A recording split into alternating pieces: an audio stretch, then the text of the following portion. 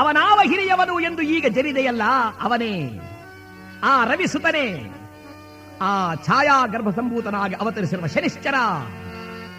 ಮಹಾರಾಜ ಗೆದ್ದ. ದೇವ ಶನಿರಾಜ, ನೀನು ಯಾರು ಎಂಬುದನ್ನು ನಾನು ಬಲ್ಲೆ ಸ್ವಾಮಿ. ನೀನು ಮುರಿದರೆ ಯಾರೊಬ್ಬರು ಉಳಿಯಲಾರೆಂಬುದನ್ನು ನಾನು ಬಲ್ಲೆ. ಆದರೆ ಸಿಂಹಾಸನದ ಮೇಲೆ ಕುಳಿತು ನ್ಯಾಯವನ್ನೇ ಹೇಳಬೇಕಾದ ಈ ವಿಕ್ರಮಾದಿತ್ಯ, ತಂದೆ ತಾಯಿ ಗುರು ದೈವವನ್ನು ಲೆಕ್ಕಿಸದೆ ಎಲ್ಲರನ್ನೂ ಕಾಡುವನೊಬ್ಬ ದೇವರೇ ಎಂದು ನಿನ್ನನ್ನು ಜರಿದದ್ದು ನಿಜ.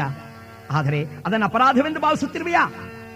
ಶನಿರಾಜ ಹೇಳಿದ, ಅರಸ, ಸತ್ಯಸಂಧನು, ನಿಷ್ಠಾವಂತನು, ಧರ್ಮಿಷ್ಠನೂ ಆಗಿರತಕ್ಕಂಥ ನಿನಗೆ ಈ ಭಾವನೆ ನಿನ್ನ ಮನದೊಳಗೆ ಮೂಡಬೇಕಾದರೆ ಕಾರಣವೇನು ಬಲ್ಲೆಯಾ?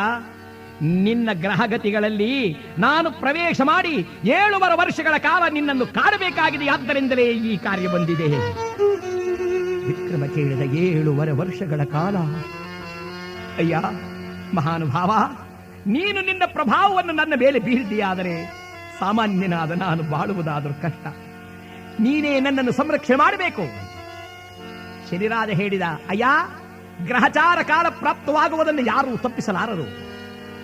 ಹರೀಣಾಪಿ ಹರೇಣಾಪಿ ಬ್ರಹ್ಮೇಣಾಪಿ ಸುರೈರಪಿ ಲಲಾಟ ಲಿಖಿತಾರೇಖಾ ಪರಮೇಷ್ಟಿ ನ ಶಕ್ಯತೆ. ಯಾರಿಂದಲೂ ತಡೆಯಲು ಸಾಧ್ಯವಿಲ್ಲ. ಆದರೂ ಸಹ